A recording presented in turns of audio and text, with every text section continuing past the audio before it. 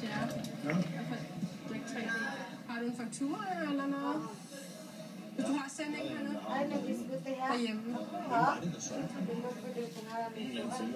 Altså et sælger, der kom ned i jeres virksomhed? Okay. Og hvor var han fra? Jeg kan sgu ikke huske det. Jeg tror, det var... Det lyder lidt besynderligt, at han siger, at de bare skal købe det ved en sælger ved døren. Det er ikke noget, jeg umiddelbart tror på. Men det står ikke på fakturaen. Ja, fakturaen ligger den.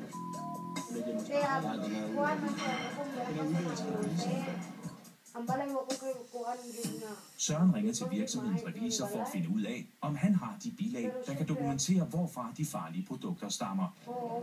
Men det lader til, at kompagnonen ikke taler helt sandt. Han har regnskaber, men alle bilagene, de ligger i virksomheden. Okay.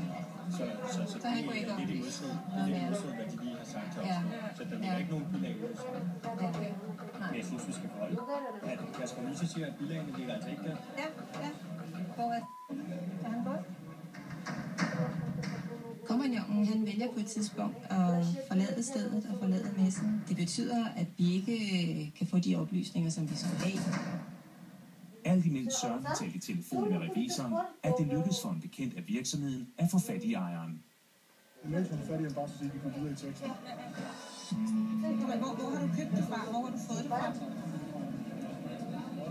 Det er England, ja. Ja, nu er der jo sådan lidt overensstemmelse med, hvad kompagnonen siger, og hvad ejeren siger i form af, hvor de har fået produkterne fra. Så det passer jo ikke. Det stemmer jo ikke helt overens.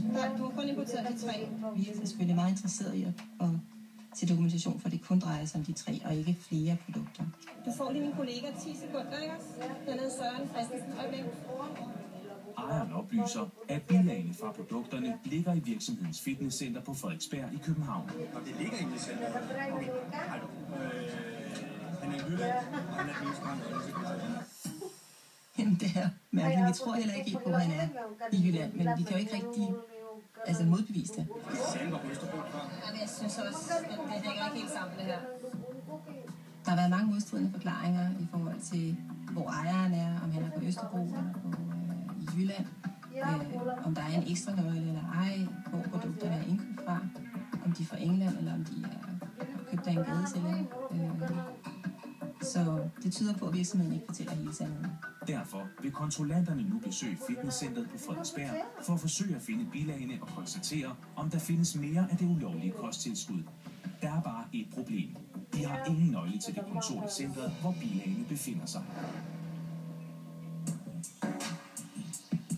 Rejseholdets kontrollanter, Kirsten